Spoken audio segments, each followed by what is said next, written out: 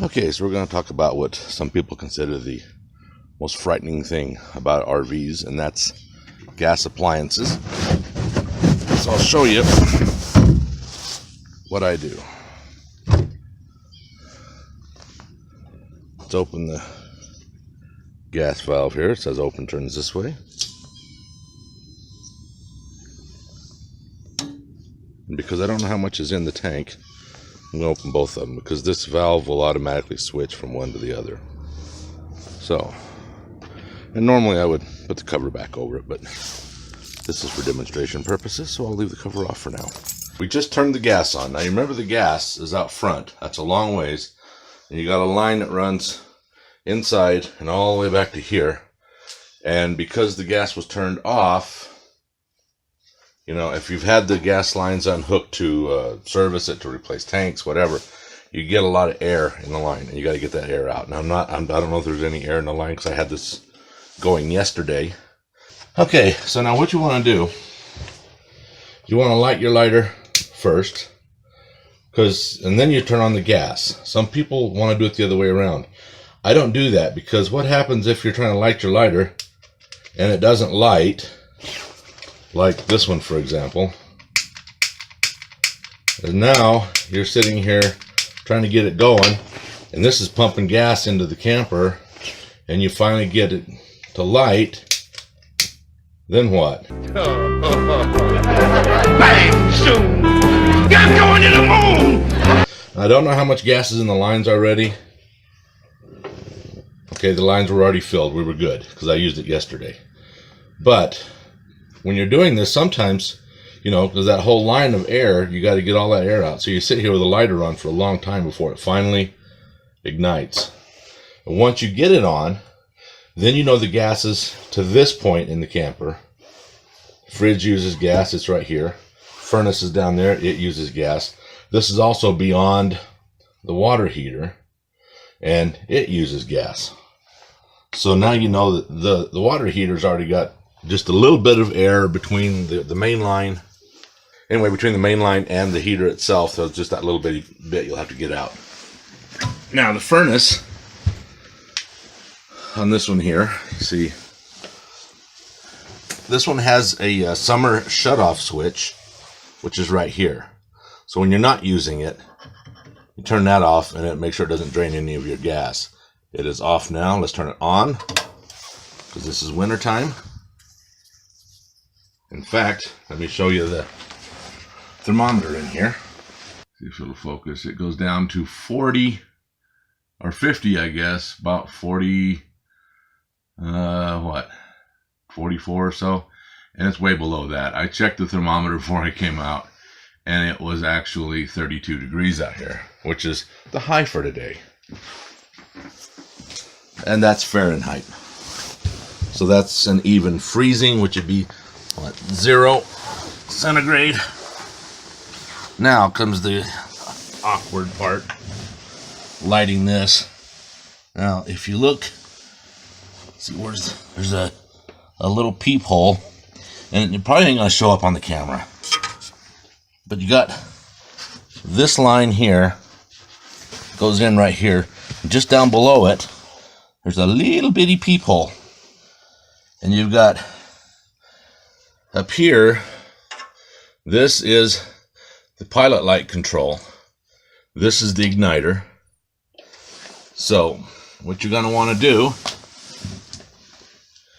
is take this and turn it one, push down, then turn it till it lines up with where it says pilot on the top. Let's see, not a lot of light in here either. So I got it set to pilot. Then you hold it down and you start snapping this. Now, what you want to be is in a position where you can look down under here in that little hole over there that I was showing you,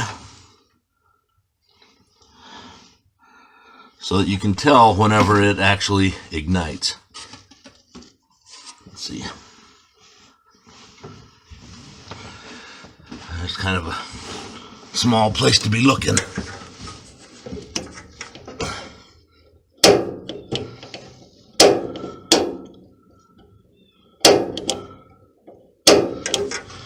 Got that turned far enough. With these old eyes, it's hard to tell. Let's turn it far.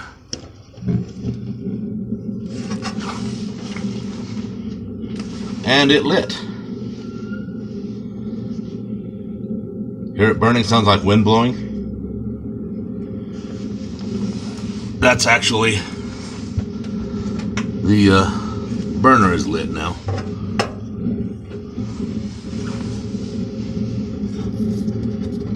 And the thermostat was set at like 60 or something, 62. So now what it's going to do is heat the radiant part of the furnace in there so that it will get nice and warm before the blower kicks on and it starts blowing out through these vents. It draws the air in through this screen here. You can see right through it. Now this one has 3 vents. There's that one right there. There's one at the other end, which is right up by the bed. And then there's one that's beyond that door in the bathroom. And I noticed that this one here, because it's the closest to the blower, was blowing the most, and there was hardly anything going in the bathroom. Well, excuse me. I would like warmth by my bed, warmth in the bathroom. Because if those 2 places are warm, here in between should be warm too. Makes sense, right? So I almost completely closed that vent, and I might close it some more.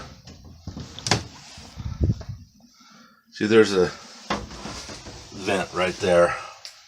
And the one in the bathroom, because it has to go underneath the shower pan, is not as large a tube, I don't think. It doesn't seem to blow as well in there. But I'll keep this going until that kicks on. It'll get warm. It'll kick that on. Yeah, our thermostat is set at 60.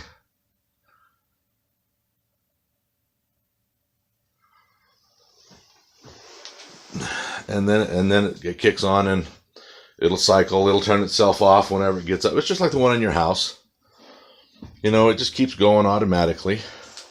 And that's what you'll do. You start with your stove here, and you get the gas, so you know the gas is here. Then you can switch the fridge on and do your gas there. Get it lit and going. And it has a little peek hole down there so you can see the pilot light. And there goes the furnace kicking on.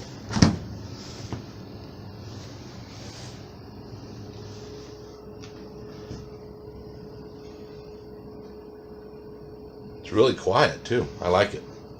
I like it a lot.